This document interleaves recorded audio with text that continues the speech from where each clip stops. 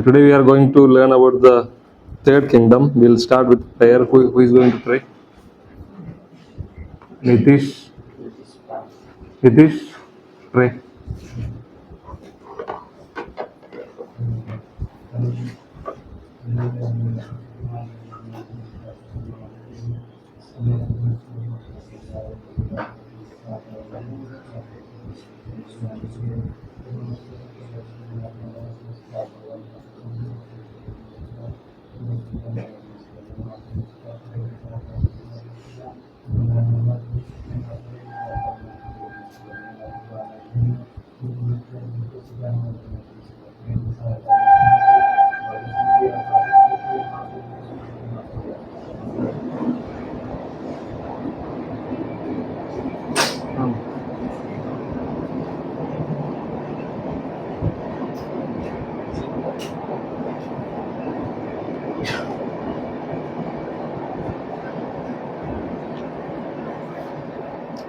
So yesterday we were looking at the Persian Empire.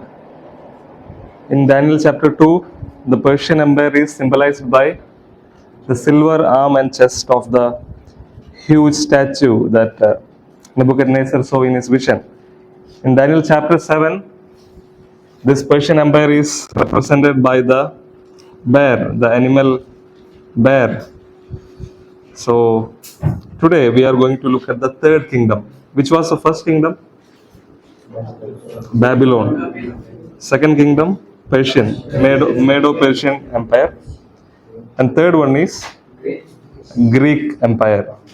So in Nebuchadnezzar's vision, Greek Empire is symbolized by bronze stomach and thighs. Stomach means this, thighs means this part. So stomach and thighs of bronze is symbolizing Greek Empire. In Daniel's vision, chapter 7, Greek Empire is symbolized by the leopard.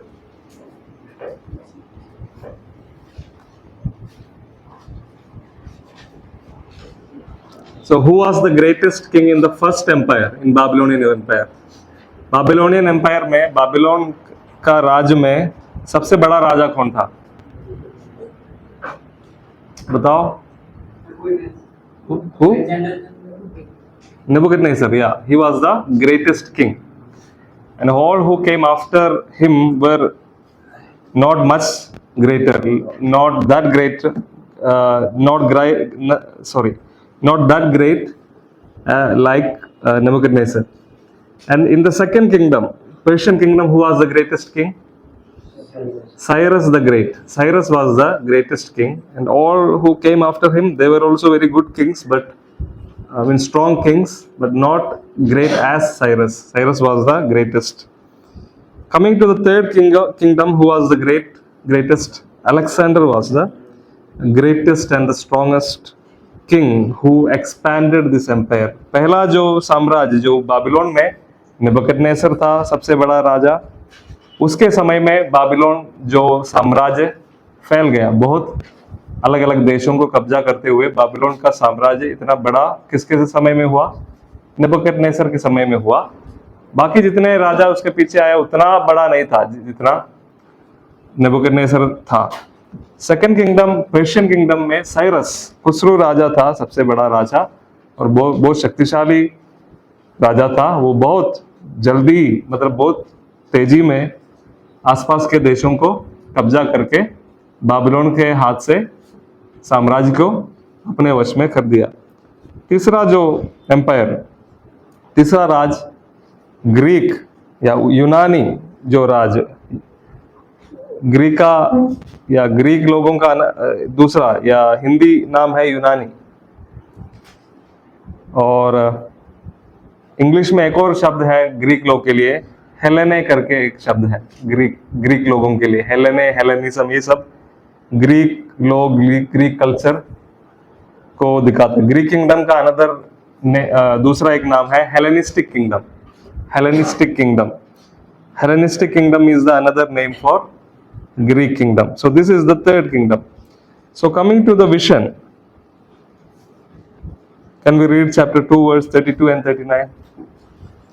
Daniel chapter 2 verse 32 and 39. The head of his image was of fine gold, its chest and arms of silver, its middle and the thigh of bronze. Middle and thigh of Bronze. bronze. That is the third kingdom. And what is the meaning? That is also another kingdom. It is not told in that vision that this is Greek, but this is another kingdom. That is told in the meaning. So 239. Another kingdom, emperors to you shall arise after you, and yet a third kingdom of bronze which shall rule over all the earth. Yes, enough. So the bronze stomach, the middle and thigh of bronze is another kingdom. It's another kingdom which will be ruling all the earth. That is the meaning told in verse 39. Come to chapter 7, verse 6. After this I looked, and behold, another like a leopard, with four wings of a bird on its back, and the beast had four heads, and dominions was given to it. Yeah. After this I saw in the night vision, and behold, the four beasts. Yeah, enough. The third animal is told as it's a leopard. Some say leopard, it's leopard. Cheetah. So leopard is the fastest animal in the jungle. In the forest, among the wild animals, leopard is the fastest animal. In the vision, this leopard has 4 head and 4 wings. So this is not, we cannot see an ordinary leopard with 4 head and 4 wings. आमतौर पर हम ऐसा एक चीता को, ऐसा एक leopard को कभी नहीं देख सकते जिसका 4 सिर है, 4 पंख है. तो ये 4 सिर, the 4 heads are in 4 directions. एक नॉर्थ, दूसरा साउथ, ईस्ट, वेस्ट. पंख भी उस तरह है, 4 डायरेक्शन में है. इसका मतलब क्या है? What is the meaning of this 4 head and 4 wings? People say 2 kinds of meaning. Scholars say 2 kinds of meaning. First meaning is these 4 heads are the 4 kings came after Alexander. After the death of Alexander, this Greek empire was divided into 4 different kingdoms. So some people say, some scholars say, means the old scholars, they say these represent the 4 kings who came after the Alexander. The 4 wings and 4 head denotes 4 kings came after Alexander. But more than that, it is difficult to say who were these 4 kings. So after Alexander there were 4 kings, then it became 3, then it became 2. So it is not good to tell this 4 head is 4 kings. But the second meaning is, the new scholars, the recent scholars, they say this is a symbolic language. So this is a symbol of the cheetah with 4 head and 4 wings. This is a symbol of 4 head means 4 head goes to 4 directions, means this rule will spread to the 4 directions of the earth. कुछ भाई जो आजकल का जो नए वैज्ञानिक लोग क्या बोलते हैं, ये 4 सिर जो है उसको क्या है, अक्षरिक रूप में देखने का जरूरत नहीं, ये 4 राजा है करके देखने का जरूरत नहीं है.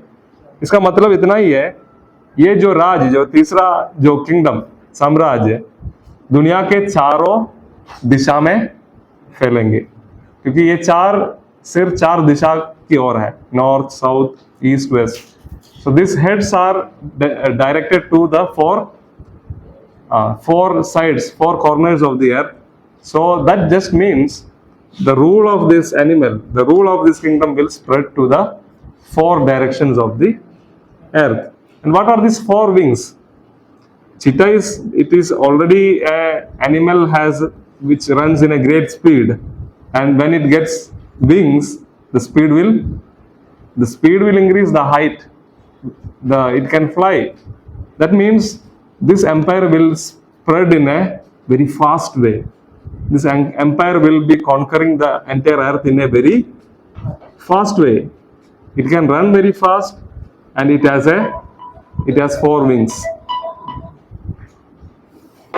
So forehead shows the four directions. This kingdom will spread to the four directions. And the four wings shows the height and the speed with which this empire can grow and spread. So ये चार सिर चार direction को दिखाता है. ये जो rule इस साम्राज्य का राज चारों दिशा में फैलेंगे. और ये जो चार पंख है वो क्या है? ये उड़ सकता है और तेजी से दौड़ भी सकता है. तो जितना तेजी से ये राज फैलेगा और जितना ऊंचाई में ये जाएगा, इसको दर्शाता है ये पंख. So two meanings. You can write both the meanings. One meaning is this, which is the four kings that are coming after Alexander. The second meaning is it shows the spreading of the kingdom to four direction, and the fast, the swiftness. Swiftness means fast. The fast spreading and the height, how much high this empire is going to raise in the ancient Near East.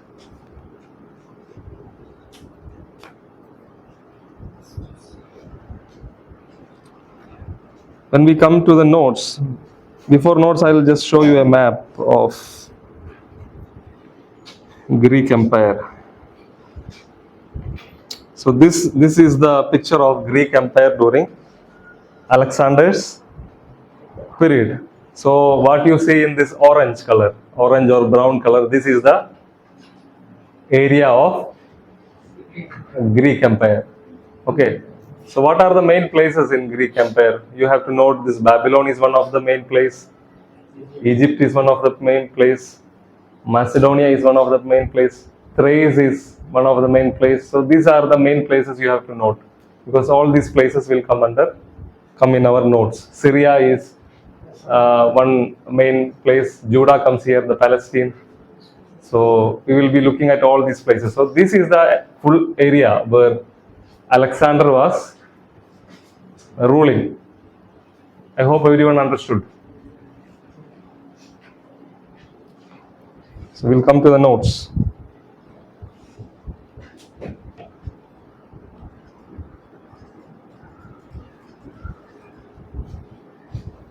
So Alexander the Great.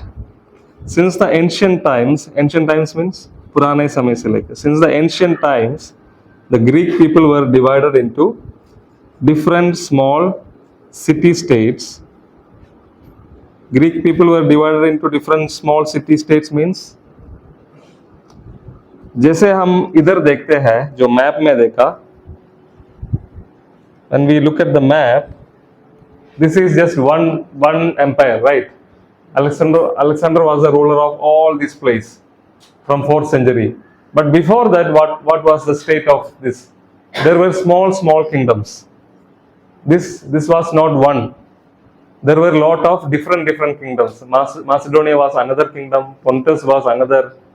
This Phrygia, Cappadocia, all these were different states ruled by different kings. So these were all different countries ruled by different kings. Lydia was another kingdom. Assyria was another. All these were, Assyria was an empire, but all these small countries were different in the Greek Empire. So what Alexander did is, Alexander came and unified it. Unified means, when by the time of Alexander, it started by his father. From the time of Alexander's father, and Alexander also, what he did, he conquered all these small countries and he made it one big country. What Alexander and his father did is, Alexander का जो पिता और Alexander ने क्या किया, उनके समय में, उनके राज के समय में छोटे देशों को, छोटे राज्यों को क्या किया, कब्जा किया, उनके राजाओं को हराकर ये सारे एरिया को क्या किया, एक किया अलेक्जेंडर के टाइम में. तो इतना बड़ा एक साम्राज्य था अलेक्जेंडर का साम्राज्य. कई छोटे देशों को और बड़े देशों को हराकर एक कर दिया अलेक्जेंडर के टाइम में. So before Alexander, this was, the Greek Empire was divided into different city states, means छोटे छोटे देश या छोटे छोटे country. It was by 338 BC. 338 BC में क्या हुआ? The king of Macedonia named Philip II.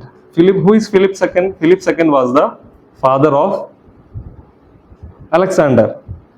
So Philip II was the king of Macedonia. Where is Macedonia? Here. So Philip II was the king of Macedonia. Alexander was also born in Macedonia. From there he conquered all this area till this side and this side and this side. You see India here, this side. The area of India comes here. So he conquered till all the part of India, till North Indian part, till river Indus he conquered. So his empire was expanded to all direction, to lot of the parts. So Macedonia is there. So Philip II was the king of Macedonia. Alexander also was born there because Alexander was the son of Philip II. So what did Philip II do? It was by 338 BC, the king of Macedonia named Philip II. Philip II कब से कब तक राज कर रहे थे? 359 से लेकर 336 तक उनका राज का समय था. तो Philip II conquered all the Greek city states and united it all to form a united kingdom. तो किसने ये साम्राज्य को बनाया? Philip II. ये सारे छोटे छोटे देशों को हराकर कब्जा करते हुए एक बड़ा साम्राज्य के रूप में कौन बनाने शुरू किया? Philip II. It was Philip II who began to conquer all the small states, beginning from Macedonia to all the other small countries. He was conquering and unifying. Unifying means एक करना. He was making it one. After 2 years, Philip II was assassinated. Assassinated means what? मारा गया. मतलब assassination is a term used for killing. Assassination या assassinated मतलब verb है, क्रिया है. Assassinated मतलब killed. ये ज्यादातर राजाओं के लिए इस्तेमाल करता है ये शब्द. When some king, राजा अगर ऐसे खुद मतलब बूढ़ा होकर मरने के लिए assassinated नहीं बोलते हैं. कोई दुश्मन आके मारते समय, क्योंकि अंदर देश के अंदर एक देश के एक राजा उन्हीं के लोगों से जब मारा जाता है, ज्यादातर उस समय बोलते हैं assassinated. Assassinated means मतलब राजा को मारना, खुद मारना या नेचुरल डेथ के लिए नहीं बोलते, पर राजा को उसका अधिकार छीनने के लिए जब मारते हैं तब बोलते हैं assassination. So 338 में राजा बहुत कुछ राज्यों को कब्जा करते हुए बड़ा एक साम्राज्य बनाया. In 338 Philip II formed a great empire conquering lot of small countries. But after 2 years he was assassinated inside the country. Then what happened? His son Alexander became the king. After 2 years Philip II was assassinated, but his son Alexander became the ruler of Greeks. तो Alexander का राज कब से लेकर कब तक था? 336 BC से लेकर 323 BC तक. तो कितना साल राज किया? 12 या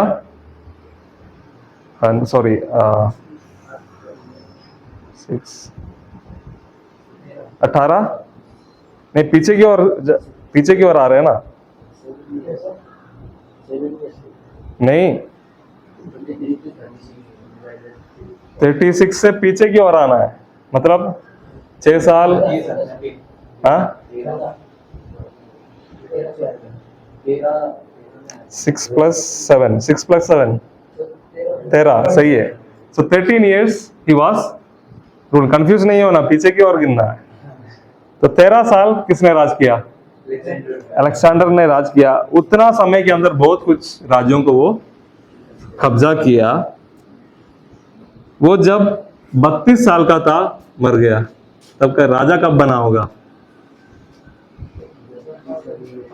उनका शायद 19 या 20 साल में वो राजा बना, 32 साल तक राज किया। उस छोटे समय में, उसका छोटे जवानी की उम्र में इतना राज्यों को कब्जा करते हुए वो बड़ा एम्पायर बनाया बहुत तेजी से। इसलिए लेपर्ड का उस चिन्ह से बताया गया है। Why leopard is used for Greek kingdom with 4 wings and 4 heads? Because within a short period of 10 or 13 years, Philip II began to conquer, but it was at the time of Alexander he was conquering lot of countries and making this empire great. वो कैसे मरा? बुखार से मरा। इतना बड़ा राजा, इतना शक्तिशाली राजा, मतलब उस समय बुखार लिखा है, पता नहीं कोई बड़ा बीमारी होगा, उस समय इतना जांच करने के लिए कुछ ज़्यादा बड़ा मेडिकल ट्रीटमेंट कुछ नहीं था, तो बुखार लिखा है हिस्ट्री में, किसी कुछ टाइप का बुखार आया, वो गुजर गया। शायद कुछ बड़ा बीमारी होगा, पता नहीं। तो कितना भी शक्तिशाली राजा हो, नहीं तो अलेक्जेंडर और जिंदा रहते तो क्या है, बहुत कुछ करना था, क्योंकि इतना छोटे उम्र में 10 साल के अंदर, 11-13 साल के अंदर इतना बड़ा वो कर लिया। और अलेक्जेंडर के बारे में ऐसा लिखा है, क्या है, वो इंडिया में आने के बाद वो रो रहे थे, क्या है, मेरे लिए कब्जा करने के लिए और कोई देश नहीं है करके, क्योंकि इतना वो कब्जा किया। उस समय का जितना भी बड़ा बड़ा देश है, उस समय का जो मेन सेंटर्स है, वो सब कुछ वो कब्जा किया था। He had conquered most of the important countries and cities and towns of that world, that time. And it was told about Alexander when he conquered some parts of India, he was crying because there is no other countries left for him to conquer. So that was the strength and power of Alexander, but he died very soon.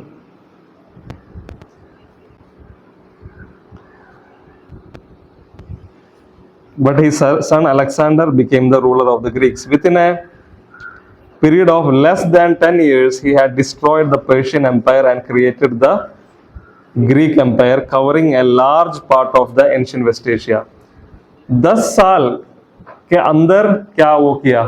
Alexander राजा बनने के बाद सिर्फ 10 साल के अंदर उसने Persian empire को पूरी रूप में हटाया। पर्शियन एम्पायर के पास जो कुछ राज्य था, पर्शियन एम्पायर के अधीन में जो कुछ देश था, राज्य था, राजाएं था, उन सबको हराकर 10 साल के अंदर उस सारे एरिया को कौन कब्जा किया? अलेक्जेंडर कब्जा किया।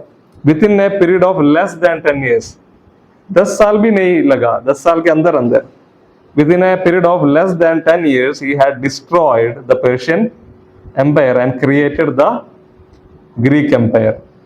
तो जो ग्रीक एम्पायर उसने बनाया, वो कहा पूरा एंशियंट वेस्ट एशिया, उस जो मैप मैंने दिखा, उस सारे एरिया को कवर किया। Ancient, covering a large part of ancient West Asia.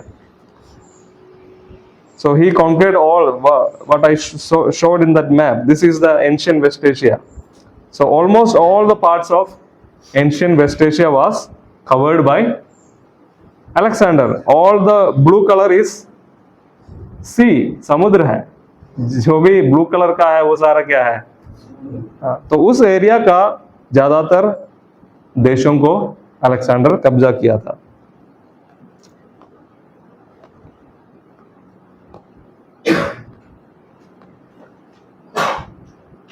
In 326 BC, his conquest reached till Indus River. Indus River कहाँ है? नॉर्थ इंडिया में, इंडिया का नॉर्थ पार्ट में है। तो इंडस, सिंधु नदी तक क्या है? इंडस रिवर कौन सा है? सिंधु नदी जो हम बोलते हैं, इंडस रिवर तक उसने कब्जा किया। कौन सा ईयर में? 326 BC में। इस कॉन्क्वेस्ट मतलब उसका कब्जा करना। इस conquest reach till Indus river which was the border of his kingdom in the east. पश्चिम में उसका पश्चिम इज वेस्ट, ईस्ट के लिए क्या बोलते हैं? पूरब में उसका जो बॉर्डर क्या था? इंडस रिवर था इंडिया की ओर। After this it is said about Alexander that he wept because he had nowhere else to conquer. ये कब्जा करने के बाद वो क्या कर रहे थे? वो रो रहे थे, अभी मेरे लिए और कब्जा करने के लिए जगह। इतना शक्तिशाली, इतना पावरफुल किंग था। In 323 BC, at the age of 32 or 33, he died in Babylon because of fever. ये थोड़ा शर्म की बात हो गई, ये died because of, ऐसा ही लिखा है जो किताब मैंने पढ़ा।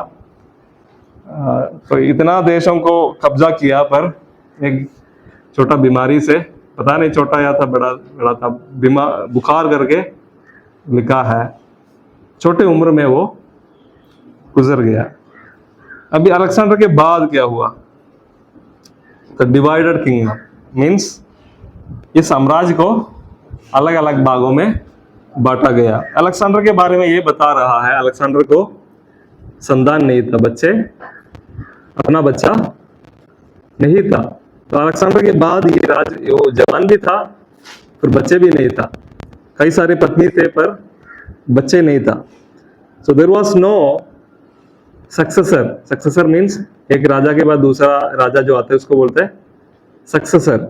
सो Alexander had no successor, no one, no children to rule after him. He was young and he had no children also. So after the death of Alexander, there was no one to take charge of this whole empire.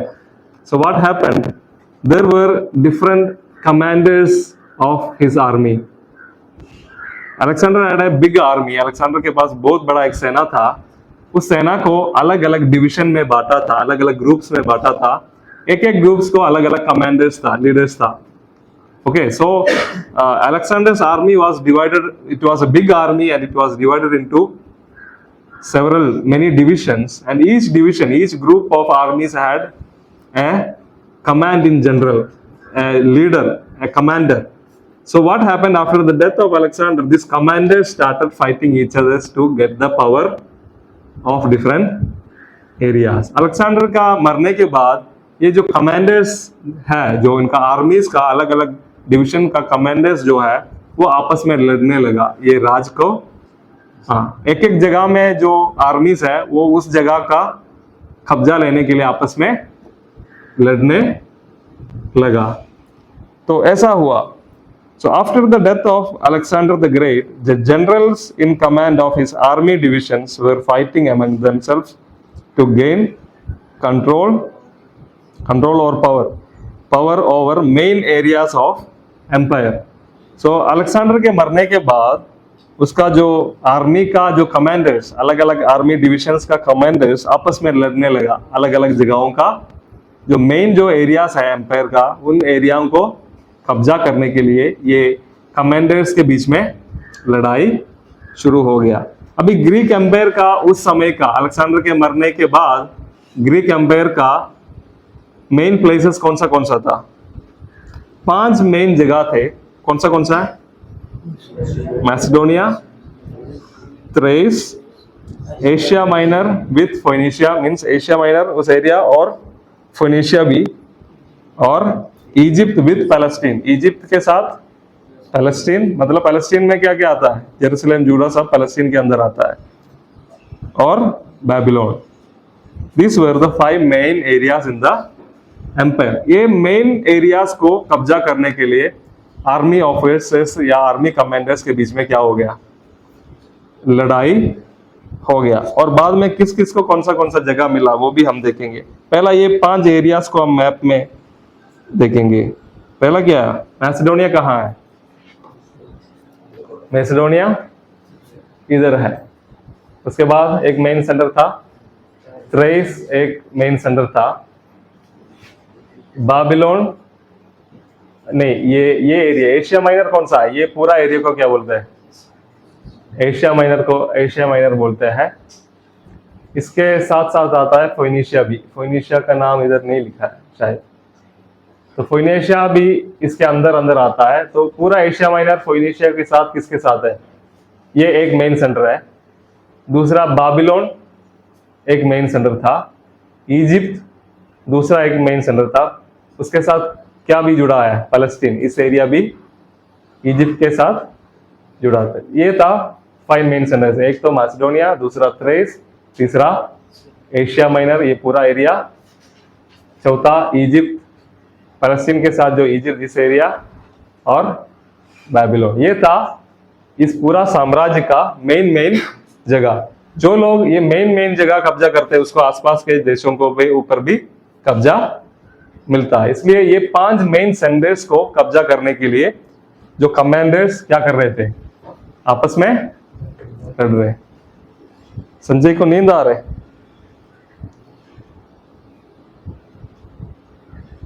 तो फिर तो लड़ाई के बाद क्या हुआ आखिर में? किस को कौन सा जगह मिल गया? इधर लिखा है टोलमी करके एक कमांडर था। टोलमी अलग अलग कमांडर्स था। मैंने बोला आर्मी का अलग अलग ग्रुप्स का अलग अलग कमांडर्स था। एक का नाम था टोलमी करके एक कमांडर था। सेलूकस करके एक कमांडर था। दूसरा था लेसीमैकस करके एक। ये सारा नाम नहीं दिया है। सेलूकस और टोलमी का नाम मैंने नोट्स में दिया है। बहुत सारे थे। एंटिगोनस करके एक कमांडर था। कसांडर करके एक कमांडर था। अलग अलग कमांडर्स था। उसमें टोलमी जो कमांडर है उसको कौन सा जगह का कब्जा मिला? Ptolemy was the ruler of Egypt. Egypt का एरिया कौन राज कर रहे थे? Ptolemy. And he maintained his power there. तो टोलमी जो जनरल इस एरिया जो इजिप्ट है, इजिप्ट का एरिया, उसके साथ साथ कौन सा भी है? पैलेस्टीन। तो पैलेस्टीन किसके राज के अधीन में था? टोलमी इजिप्ट सेंटर बनाकर राज कर रहे थे। इजिप्ट ये एरिया और उसके साथ साथ पैलेस्टीन, इतना एरिया भी इसके साथ जुड़ा था। ये टोलमी के अंदर। तो अलेक्जेंडर के बाद यहूदी लोग किसके अंदर अधीन में आ गया? टोलमी के अंदर। इजिप्ट उस राज के अंदर। मिस्र नहीं बोलना क्योंकि अभी ग्रीक लोग राज कर रहे इजिप्ट में। तो टोलमी के अंदर जूइश लोग आ गया। फिर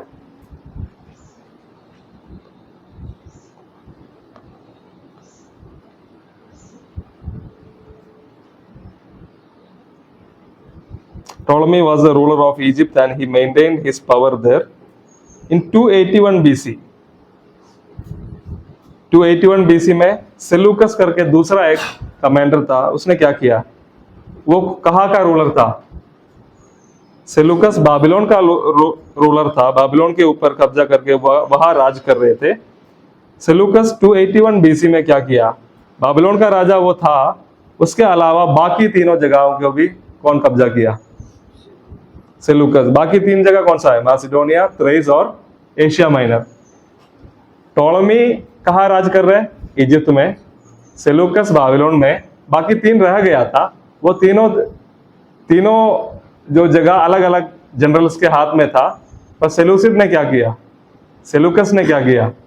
बाकी तीनों को भी अपना वश में कर दिया, कब्जा किया 281 BC में। अभी 2 पावर्स है मेनली, एक टोलमी, दूसरा सेलूकस।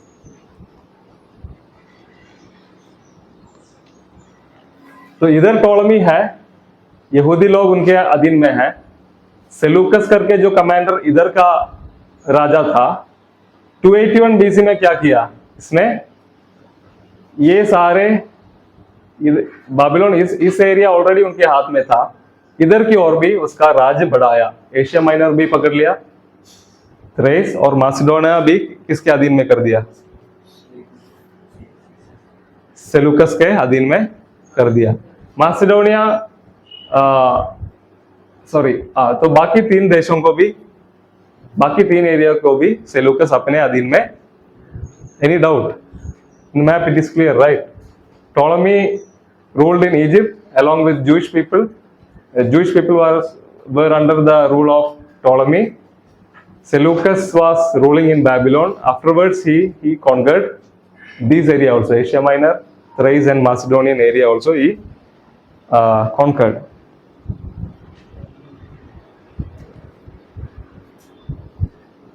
The same year he was assassinated. 281 में इतना सारा जगह कब्जा किया, पर उसी साल में उसका वो मार डाला गया, कोई दुश्मन उसको मार डाला. He was assassinated. The same year he was assassinated, and Macedonia broke free from the Seleucid rule and became an independent state under Antigonus. मतलब 281 BC में सेलूकस ने क्या किया? बाबिलोन का राजा था, बाकी तीनों को भी कब्जा किया, पर उसी साल वो मर गया. The same year that he conquered all the other parts, that same year he died. He was killed. So what happened? Macedonia का उस समय का एक मेन लीडर था कौन? एंटिगोनस. तो एंटिगोनस बलवा किया. ये सेलूकस के बाद उसका बेटा आया, बेटा राज करने के लिए आया. तो ये मैसेडोनिया एंटिगोनस करके एक नेता के अधीन में इनके विरुद्ध बलवा किया, और क्या है? फ्रीडम उनसे अलग कर दिया. So when we look at the map, what happened? During the time of Seleucus, all this area was under Seleucus. Macedonia, Thrace, Asia Minor, Babylon, all these area was under Seleucus. Only this area was under Ptolemy. So after the death of Seleucus' son was ruling. So what happened? Macedonia rebelled. This state, under a leader called Antigonus, they rebelled against Seleucus and they became free, independent. ये राज्य क्या हो गया? अलग. मैसेडोनिया अलग हो गया. तो अभी टोटल कितना है? 3. टोलमी के under Egypt, Babylon, Asia minor और थ्रेस किसके अधीन में? सेलूकस का या सेलूसिड. जितने लोग सेलूकस के बाद आया, सेलूकस का जो पीढ़ी, उसको बोलते हैं सेलूसिड. उनको सबको मिलाकर बोलते हैं सेलूसिड्स. टोलमी जो राजा था, जो कमांडर था, उसका जितना भी पीढ़ी आता है उसको टोलमीस बोलते हैं. समझ गया? सो टोलमीस एक तरफ है, सेलूसिड्स. टोलमी मतलब जितना भी टोलमी के पीछे पीछे राजा बना, उनका जो पीढ़ी में आया, उसको टोलमीस बोलते हैं. सेलूकस का बाद जितना भी उनका पीढ़ी राजा बना, उनको क्या बोलते हैं? सेलूसिड्स. ओके, तो सेलूकस राजा का नाम है. सेलूसिड्स मतलब उनके पीछे जितने भी पीढ़ी राजा बना, उनको सेलूसिड्स बोलते हैं. टोलमी अलेक्जेंडर का कमांडर का नाम है. जितने भी उनके बाद राजा, उस पीढ़ी में राजा एक के बाद जो बना, उसको टोलमीस बोलते हैं. तो इधर तीसरा एक अलग हो गया सेलूकस का मरने के बाद. वो कौन है? एंटिगोनस इस जगह का राजा बना, वो इंडिपेंडेंट हो गया. तो 3, पहले 2 था, फिर से पहले 5 था, फिर आपस में लड़ाई करके 2 हो गया. एक इसके सेलूकस के अधीन में, टोलमी के अधीन में 2 अलग अलग जगह हो गया. फिर सेलूकस का मरने के बाद मैसेडोनिया उनसे अलग हो गया, इंडिपेंडेंट हो गया. तो ये है जो पॉलिटिकल कहानी. थोड़ा बोरिंग लगेगा, सारा डेट, राजा, ये वो, मतलब थोड़ा समझने के लिए क्या क्या हो रहा है उस जमाने में, उसको समझाने के लिए. तीसरा एम्पायर कैसे बढ़ा, कैसे नीचे गया, गिरा, ये सब के बारे में हम बात कर रहे हैं. मैसेडोनिया एक अलग देश था, किसी और राजा था उधर. मतलब हर एक जो 5 डिवीजन में अलग अलग राजा था. जैसे अलग अलग कमांडर्स के नाम बोल रहे, लिसिमाकस, कसांडर. एक्सैक्टली मुझे पता नहीं, मैंने ज्यादा पढ़ा नहीं. कुछ जो हिस्ट्री मैंने पढ़ा, उसमें जो डिटेल मैं बता रहा हूँ. तो अलग अलग जो 5 जगहों में अलग अलग बहुत सारे जनरलशिप, या 4 से ज्यादा, कुछ लोग बोलते 4-5 जनरल्स थे, कुछ लोग बोलते 8 जनरल्स थे, क्योंकि बहुत बड़ा सेना था. ये सेना को अलग अलग ग्रुप्स में बांटा गया. एक ग्रुप्स को एक कमांडर था. तो सारे आपस में लड़ रहे थे अधिकार पाने के लिए, क्योंकि अलेक्जेंडर तो अभी खत्म हो गया. तो आखिर में कौन रह गया? Main powers. एक टोलमी, दूसरा सेलूसिड. मैसेडोनिया अलग हो गया, पर इतना बड़ा एक पावर नहीं था. तो इनके बीच में था अभी बाकी युद्ध जो हो रहा था। तो टॉलमीज के अंडर था जूइश पीपल, तो जूइश पीपल का हिस्ट्री हम ध्यान दे रहे हैं। So after all this internal fights, who became very strong? Two kings. One is Ptolemy, second is Seleucids.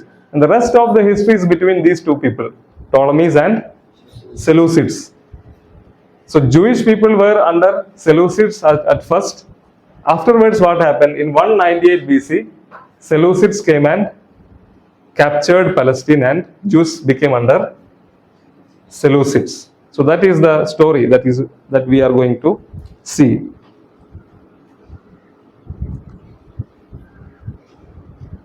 So, in 281 BC, Seleucus, the ruler of Babylon, conquered the remaining 3 areas. The same year, he was assassinated, and Macedonia broke free. Broke free मतलब उनसे अलग हो गया, freedom मिल गया उनको.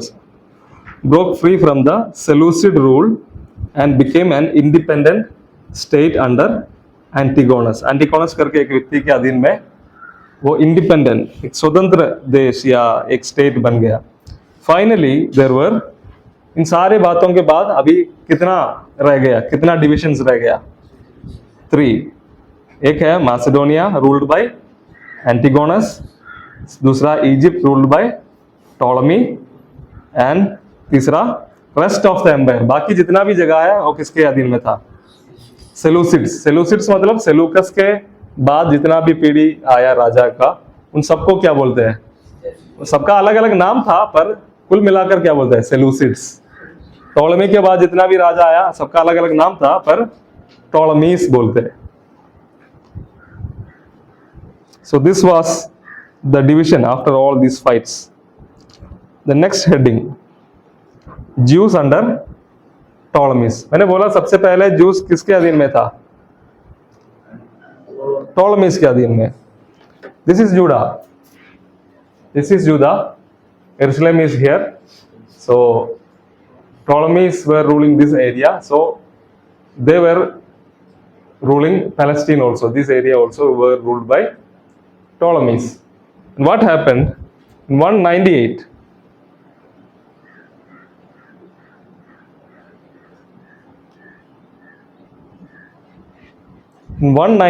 this Seleucid king came and conquered Palestine from the hands of Ptolemies. So Ptolemies lost the Palestine area because Seleucid king came and fought with Ptolemy king and conquered the Palestine.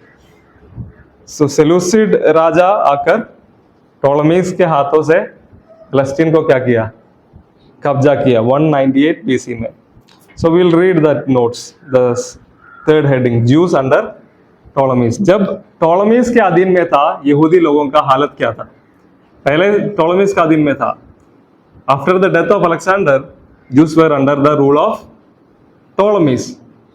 तो उनके अधीन में, under Ptolemies, how was the life of Jewish people? That is what we are going to look in short.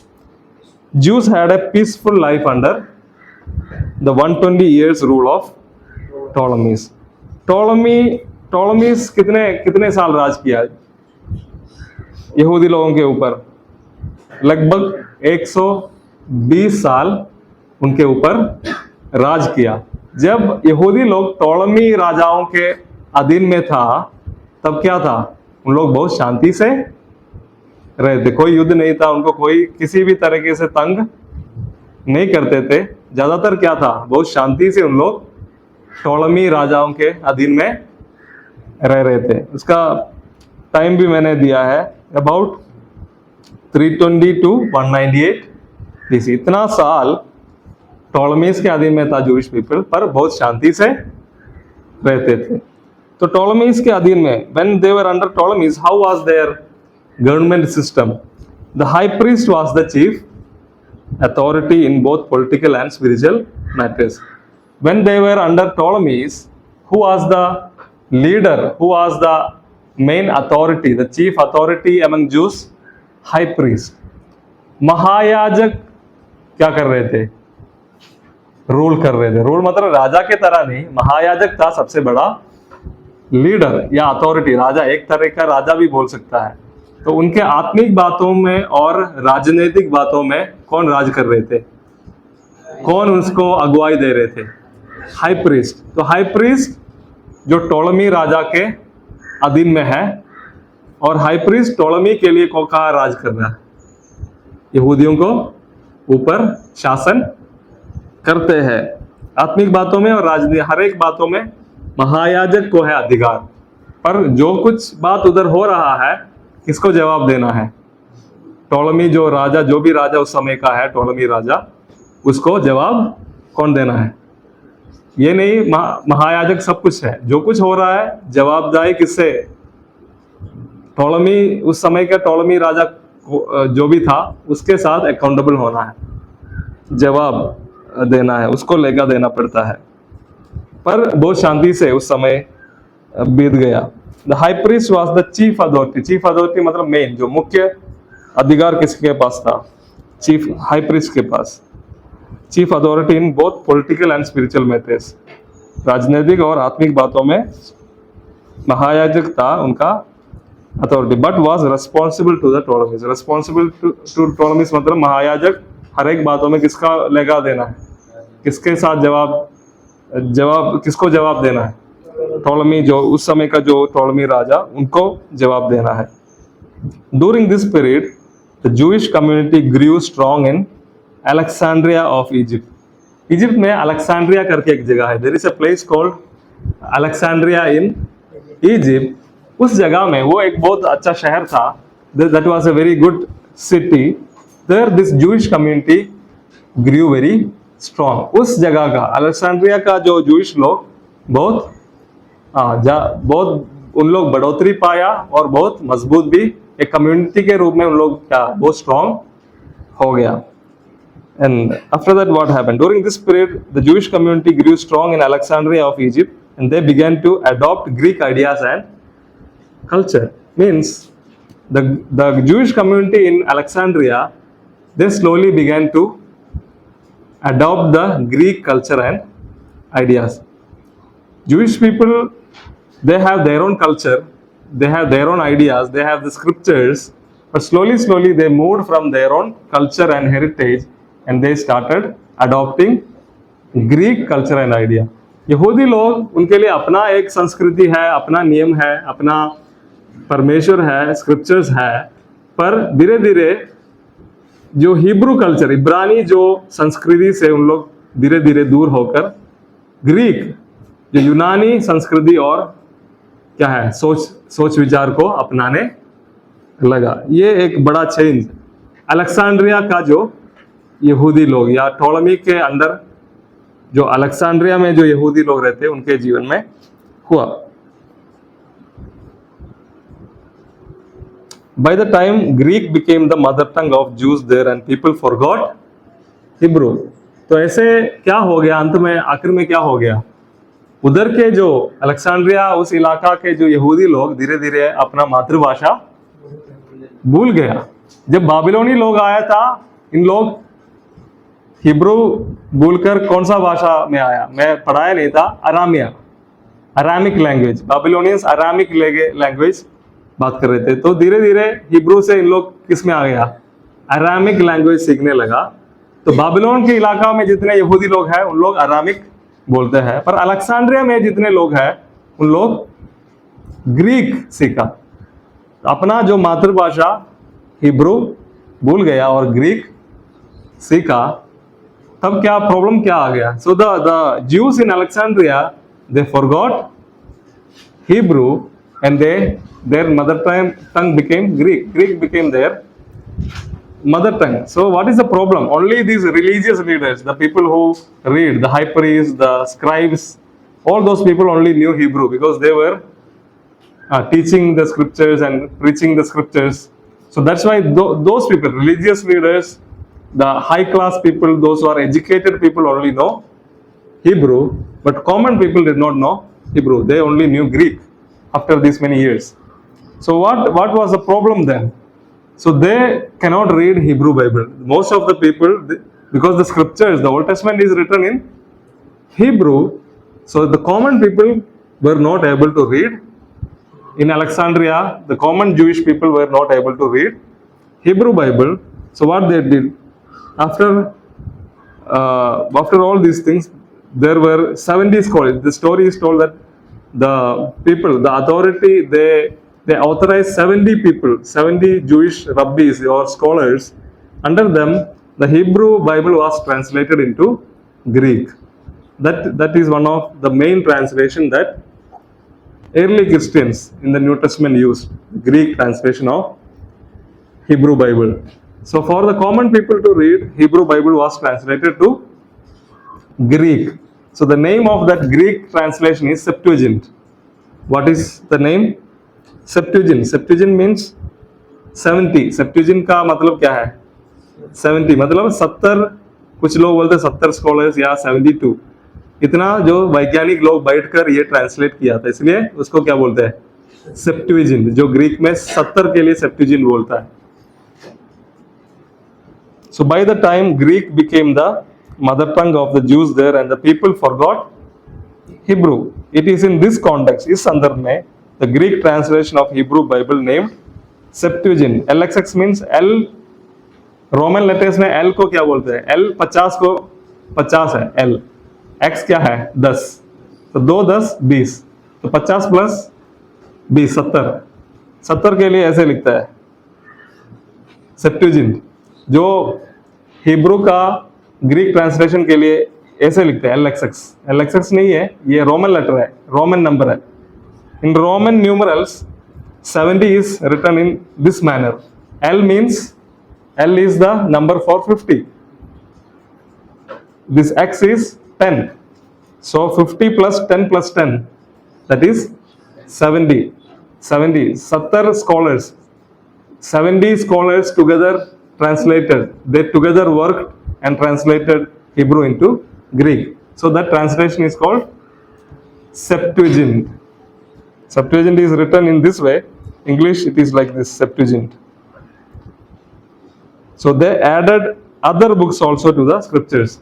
So जो पुराना नियम में हमारा जो 39 किताब हमारा जो है, उसके अलावा भी कुछ और किताबें उन लोग इसके साथ जोड़ दिया. जैसे बहुत सारे और भी किताबें हैं, जूडीत करके एक किताब है, तोबीत करके किताब है, फर्स्ट मकाबीस, सेकंड मकाबीस, अलग अलग दूसरा भी कुछ किताबें हैं. उन लोग पुराने नियम के साथ क्या किया, जोड़ दिया, जो हमारे बाइबल में नहीं है. पर रोमन कैथोलिक्स जो बाइबल इस्तेमाल करते हैं उसमें और भी 5 या उससे ज्यादा किताब उसके साथ, पुराना नियम के साथ और भी किताबें क्या किया है, जोड़ा गया है. उनका दानियल के किताब में 1-2 चैप्टर और भी है, कुछ और कहानी. हमारा दानियल में 12 ही है, उनका कुछ और एक्स्ट्रा भी ऐड करके रखा है. तो अलेक्जेंड्रिया का उस जूइश लोग हिब्रू बाइबल से ग्रीक ट्रांसलेशन बनाया, उसको क्या बोलते हैं? Septuagint. What is the name of the Greek translation of Hebrew Bible made in Alexandria? Septuagint, because 70 scholars together completed this translation. But apart from that, उसके अलावा they added so many other books also, like First Maccabees, Second Maccabees, Wisdom of Solomon. There are a lot of other books which was added to Old Testament.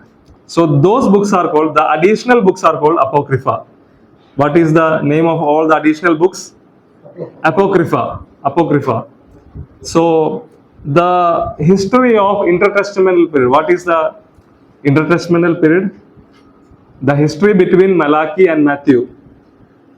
Malachi जो क्या है, पुराना नियम का आखिरी किताब है. मत्ती नया नियम का फर्स्ट किताब है.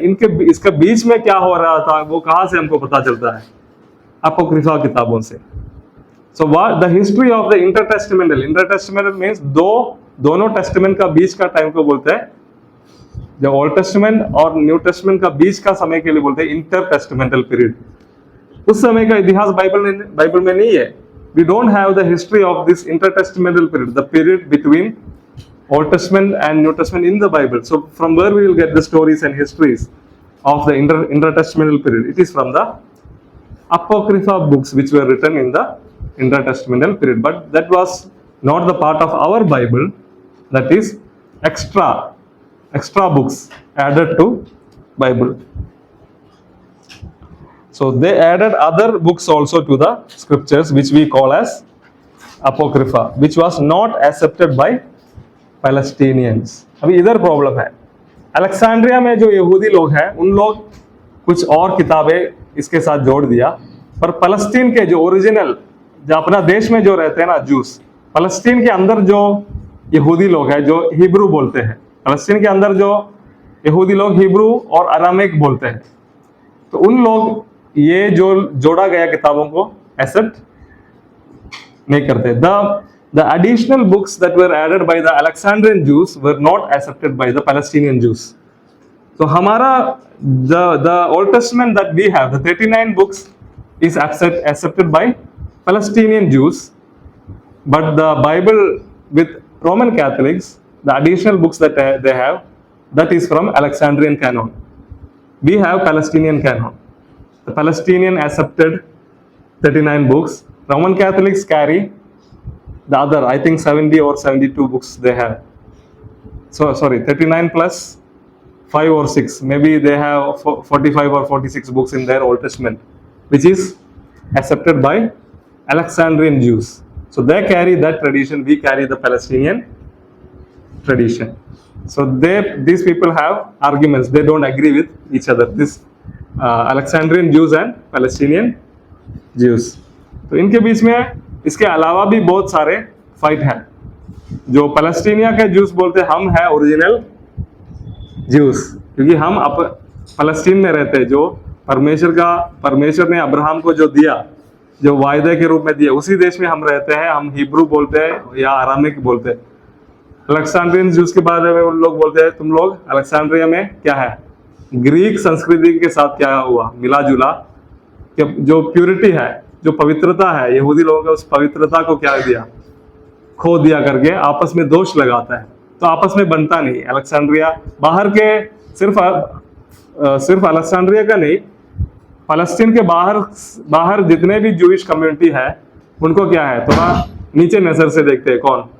फलस्तीन में जो जूस है, क्योंकि उन लोग बोलते हैं हम है ओरिजिनल, हम किसी के साथ मिला जुला नहीं, हम है ओरिजिनल जो मूसा का नियम को पालन करते हैं. पर बाहर के लोगों के बारे में बोलते हैं तुम लोग, उनका थोड़ा सा नीचा नजर से, उन लोग भी यहूदी है पर थोड़ा नीचा नजर से देखते हैं, क्योंकि उन लोग बाहर रह रहा है, फलस्तीन का वायदे के देश से बाहर रह रहा है और अन्य देशों का, अन्य जातियों का संस्कृति से मतलब थोड़ा मिंगल हो गया, मिक्स हो गया करके दोष लगाता है. इसलिए आपस में थोड़ा बनता नहीं. So apocryphal books, these extra books were not accepted by the Palestinian Jews. The Jewish history of the intertestamental periods comes from these books such as 1st and 2nd Maccabees. Apocrypha books बहुत सारे हैं, उसमें से एक दो example मैंने दिया. 1st and 2nd Maccabees, इसमें ये Jewish people, Seleucid kings, जो सेलूसिड राजाओं के अधीन में जूइश लोग बहुत सताया गया, उनका इतिहास कहाँ लिखा है? पहला और दूसरा मकाबियों का किताब में. आप गूगल में सर्च करेंगे तो मिलेगा, ये किताब पढ़ सकते हैं आप लोग, 1st and 2nd Maccabees. सो इसमें बहुत सारे युद्धों के बारे में वगैरह लिखा है. विशेषकर 1st Maccabees में बहुत सारी हिस्ट्री है. सेलूसिड राजा, सेलूसिड किंगडम में जितना ही राजा आया किसको सता रहे थे, जूइश लोगों को बहुत सताया.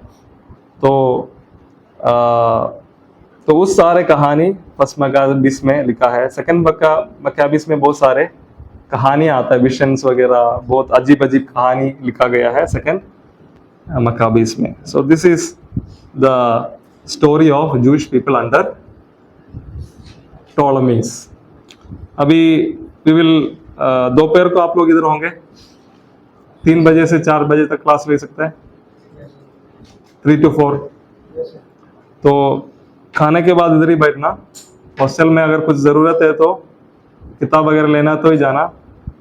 खाने के बाद इधर बैठकर अपना वर्क करना. 3 बजे मैं क्लास लूँगा 1 घंटे का, क्योंकि रात में मैं क्लास नहीं लूँगा, मेरे लिए एक दूसरा बाइबल क्लास है ऑनलाइन, इसलिए मैं रात को क्लास नहीं लूँगा. You can stop the video. Rock